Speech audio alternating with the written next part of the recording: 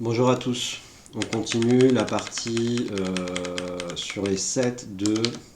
Enfin, on commence pardon la partie sur les sets, les ensembles de NSI première sur Ripple. Bon, la vidéo précédente venant de planter, j'ai pas eu l'occasion de vous montrer ça. Je vais vous montrer comment ça marche. Les sets déjà. Bon, là c'est la correction, elle peut rester là. Donc un set, c'est un truc comme ça, qui contient des éléments. Voilà.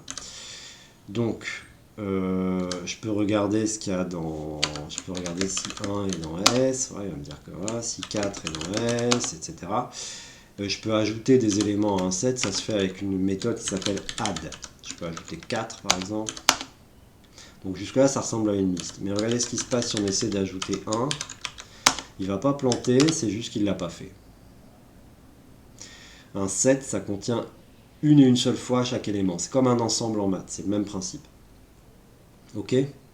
Donc, on veut compter combien d'éléments sont disjoints là-dedans. C'est difficile à faire avec les listes, ça, c'est chiant. Mais avec les sets, ça va tout seul. On récupère une saisie qu'on découpe en une liste. On en fait un set. Et on obtient maintenant tous les éléments une et une seule fois. Si j'en affiche la longueur, enfin si je calcule la longueur, là sa longueur ça va être 3, parce que j'ai le 1, le 2, le 3, le 2 et le 1, ils n'ont pas été ajoutés. Et je l'affiche et voilà, c'est fini. Donc je peux le soumettre, voilà, hop, et passer au suivant. Et là la vidéo a planté parce que je me suis trompé de fenêtre et ça a fait cracher la vidéo. Bon, on avait quasiment fini. Alors, si on a un premier set qui est comme ça, 1, 2, un second set T qui est 2, 3, je dois pouvoir faire S intersection T, S union T, voilà. Et vous voyez bien que ça renvoie dans le premier cas à l'intersection, dans l'autre cas à la réunion. Il y a une aide complète sur les sets qui est là et qui est bien foutue. Hein. Il suffit de chercher Python 7, vous mettez la bonne version de Python, Python 3.8, et puis c'est parti, vous avez tout ce qu'il vous faut. Il suffit de regarder les noms des méthodes. Donc, étant donné deux listes de nombres, je les ai récupérés, j'en ai fait des sets, S1 et S2. Dénombrer combien d'éléments de la première, sans S, figurent dans la seconde. Bah, print len de S1 intersection S2. Alors les sets c'est pas beaucoup utilisé alors que c'est vachement pratique dans certains cas pour faire ce genre de choses quoi. Mais voilà, c'est tout. Donc je sens qu'on va avoir besoin de ça de temps en temps, donc je vais peut-être le garder en mémoire, ça va m'éviter de le taper 20 fois. Ouais. Je pourrais retenir où j'en suis et puis descendre l'ascenseur à peu près au bon endroit, ça irait peut-être plus vite. Cette intersection, je crois que c'est exactement ce que je viens de faire, donc ça va pas être bien dur. Alors étant donné déterminer tous les nombres qui apparaissent dans chacune des deux, quoi, hein, les afficher par ordre croissant. Ok. Donc je vais commencer par récupérer l'intersection égale S1 intersection S2. Ensuite j'en fais une liste. Il n'y a pas d'ordre hein, dans les sets, donc ça apparaît dans n'importe quel ordre. Je crois. Hein. Je sais pas. S égale 3, 2, 1. S 1, 2, 3. S égale 3, 1, 3, 2. Voilà. Voilà. Ça a l'air de garder, ça a l'air de les envoyer dans l'ordre. Hein. For lm in inter print élément. À la fin, on met un espace et je pense qu'on ça passe le truc. Il y aura output 3, 2. Ok. Ok. S égale 2, 3.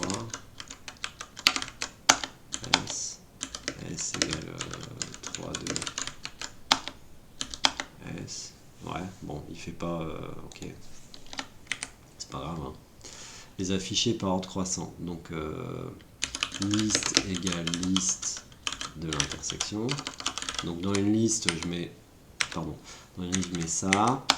Je vais la strier, list.sort, allez hop, voilà, for lm in list, voilà, allez, on va pas nous embêter bien longtemps. Hein. Oh, c'est pas possible quoi. Il y aurait de pute 1, 12, 2. Ah, mais oui, je les ai pas triés. Ah, mais je suis un idiot. Hein. Je suis un idiot. J'ai pas besoin de faire ça. Ils sont pas triés. Ils apparaissent pas dans le même ordre parce que j'en ai pas fait des nombres. Bon. Comment je peux faire ça rapidement?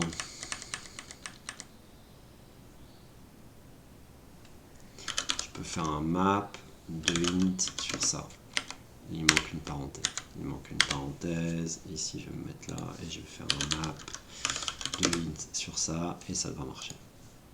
Ça marche toujours pas. List is not defined. Ouais, parce que maintenant, comme je l'ai enlevé, c'est inter. Ouh, ça marche toujours pas. Je vais te taper.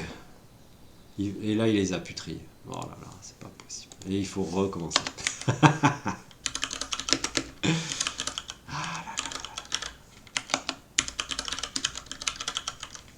Ça apprendra à en avoir marre et à vouloir aller vite. Faut pas faire ça. Voilà. Alors, c'est qui le patron? Bon. On a dit que si je descendais l'ascenseur, ça allait plus vite. Faut apprendre, maintenant qu'on a fini le TP.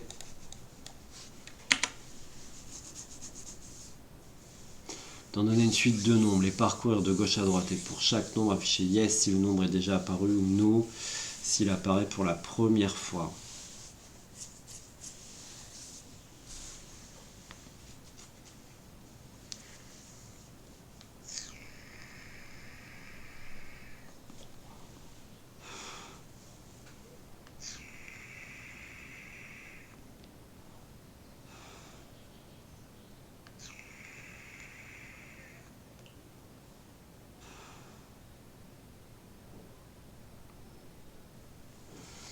Bon, de toute façon, il me faut une liste. Hein.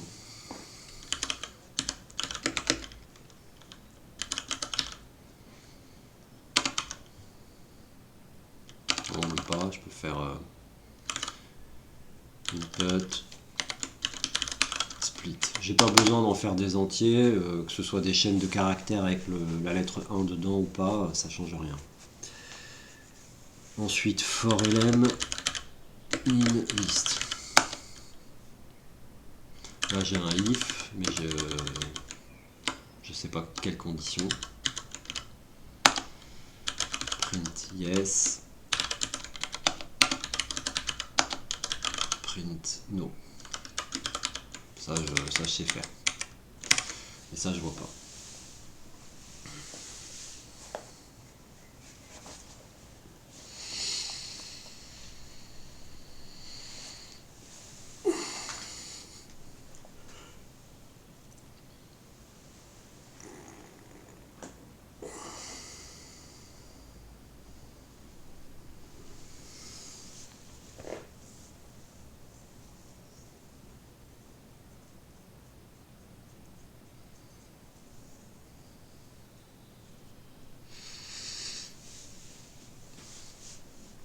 Enfin, avec un set, je vois pas.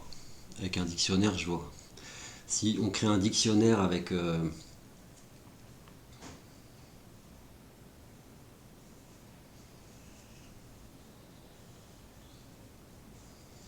par exemple, la valeur qui serait... La clé qui serait le nombre. Et la valeur qui serait faux. À chaque fois qu'on itère, on va chercher dans le dictionnaire le booléen en question.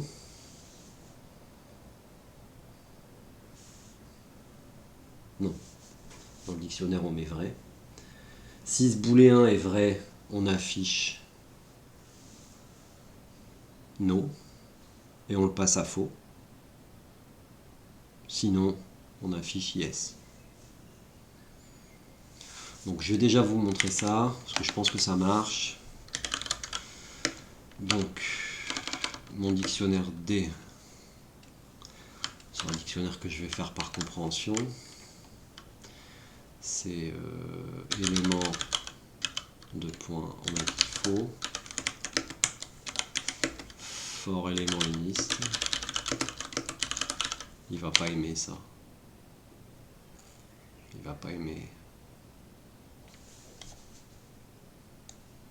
Après ça va planter de toute manière. Quand je vais exécuter là.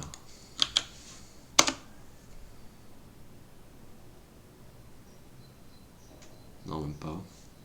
J'ai quoi donc D là? Ouais, voilà, ça c'est cool. Vous pouvez pas avoir plusieurs fois la même clé hein, dans un dictionnaire. C'est pour ça que c'est noté avec ce symbole-là. Et aussi pour des raisons historiques avec d'autres objets extérieurs à Python, qui ont à voir avec Python. Mais bon.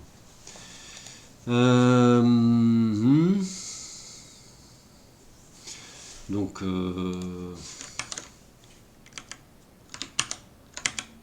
if d lm, je print yes.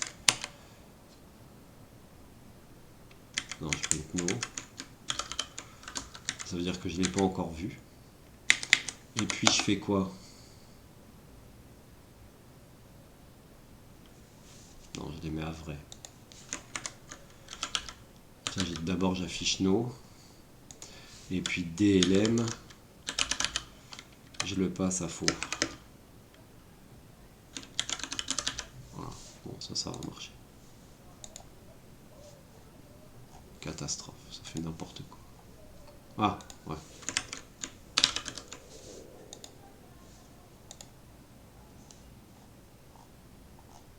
Pourquoi il plante comme ça? Pourquoi tu m'embêtes? Ouais, il avait juste planté quoi. Bon, mais ça utilise pas un set quoi.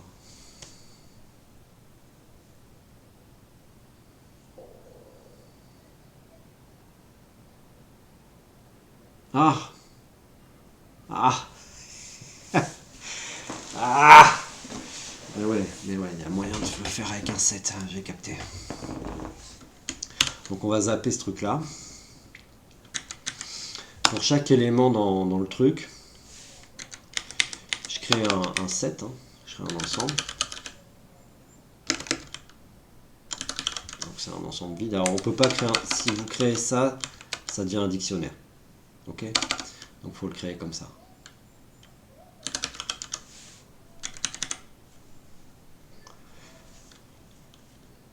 Donc c'est pas DLM que je teste.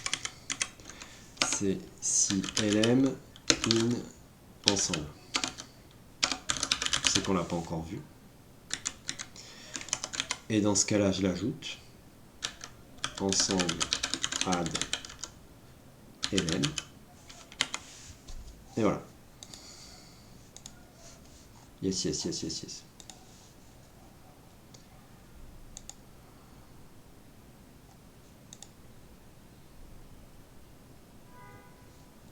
Ah non, s'il n'est pas dans l'ensemble. Ok, ça marche.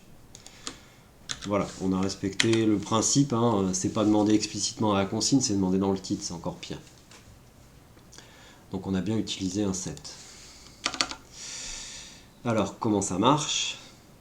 Reprenons, on crée un ensemble vide. Pour chaque élément de la liste, si l'élément n'est pas déjà dans l'ensemble, on affiche no et on l'ajoute dans l'ensemble. Si l'élément est déjà dans l'ensemble, on fait rien.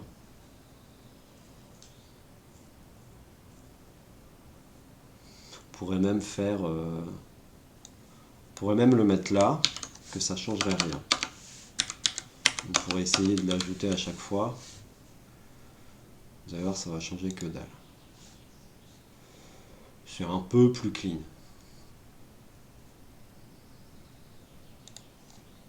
Mais c'est moins opti. C'est plus opti de ne l'ajouter que dans le cas où c'est intéressant. Parce qu'on n'aurait pas fini.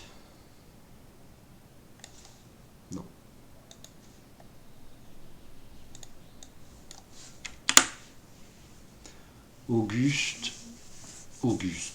Et Béatrice joue au jeu suivant. Oh, je sens qu'il va pas me plaire leur jeu. Pensez à un nombre entier secret entre 1 et n.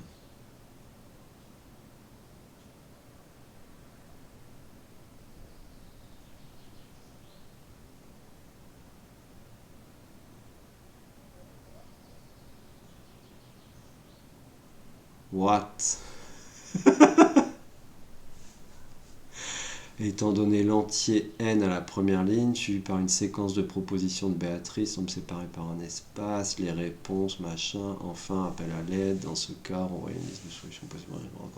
Bon, je vais le faire, mais pas dans cette vidéo, parce que je sens que j'ai besoin de lire plusieurs fois l'énoncé pour comprendre de quoi il s'agit, et je vais pas vous faire, vous infliger ce supplice. Je reviens dans la vidéo suivante, dès que j'ai compris.